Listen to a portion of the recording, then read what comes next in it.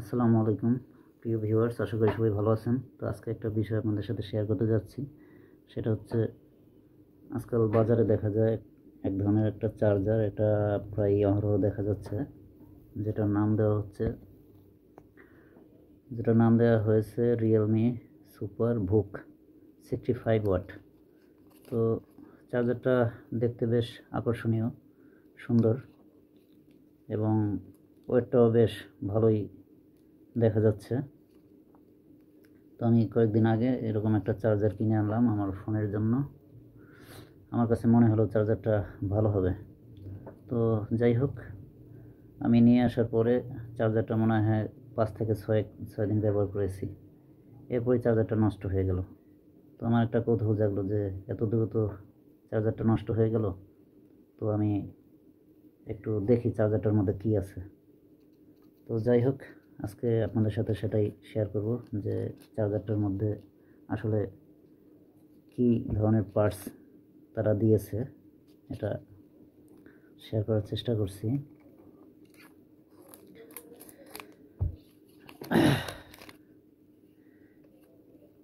তো পলিটা আলাদা করে নিলাম। বাইরে থেকে গেট আপটা দেখতে আসলে খুবই সুন্দর দেখা যাচ্ছে। একটু খোলার চেষ্টা করছি।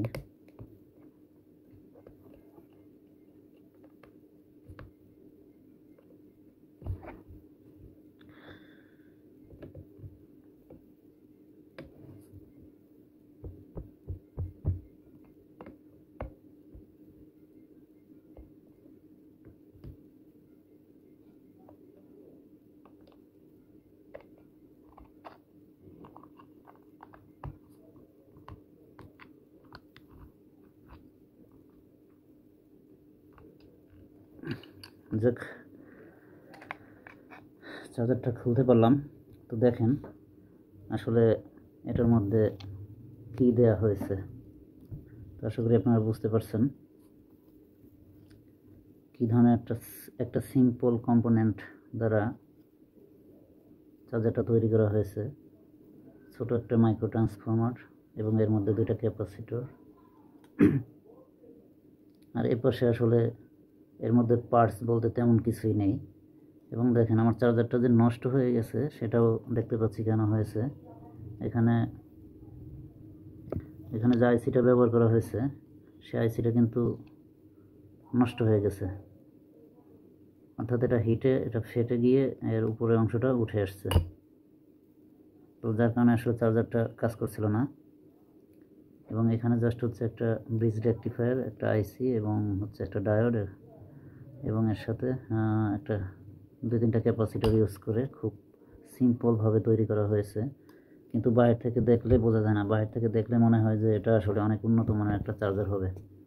তো আসলে এটা যে কত ধরনের একটা প্রতারণা দেখেন। এবং আরেকটা বিষয় আপনাদের সাথে শেয়ার করি। দেখেন এই চার্জারটার ওয়েট বাড়ানোর জন্য এর ভিতরে গ্লাস ব্যবহার করা হয়েছে, মোটা মোটা ধরনের কাচের টুকরো। এগুলো সম্ভবত আঠার মাধ্যমে লাগিয়ে দেওয়া হয়েছে। একটু খুলে দেখাচ্ছি, দেখেছেন কত মানুষ যে কত ধরনের প্রতারণা করতে পারে। তো আসলে এটা যারা এখনো না জেনে ব্যবহার করছে, তো আসলে সবাই প্রতারিত হবেন। তো যাই হোক, এই ভিডিওটা শেয়ার করার উদ্দেশ্য হচ্ছে যে এ ধরনের চার্জার কিনে যাতে আমরা প্রতারিত না হই এবং এটা কম দামে কেনা যায়। আমার কাছ থেকে এটা 180 টাকা চেয়েছিল, আমি তার থেকে কিছুটা কম দিয়েছি। এগুলো 120 টাকা থেকে 150 টাকার মধ্যে কিনতে পাওয়া যায়, কিন্তু এগুলো কেনা হচ্ছে আসলে আর্থিকভাবে ক্ষতি। তো আমরা এ ধরনের চার্জার না কেনাটাই ভালো। এগুলো কিনে শুধু টাকা নষ্ট ছাড়া আর কিছুই নয়। এবং এগুলো দেখেন যে কত হালকা ধরনের কম্পোনেন্ট দিয়ে তৈরি করা হয়েছে, জাস্ট হচ্ছে একটা ধোঁকাবাজি ছাড়া আর কিছুই না। তো ধন্যবাদ আপনারা ভিডিওটা দেখার জন্য।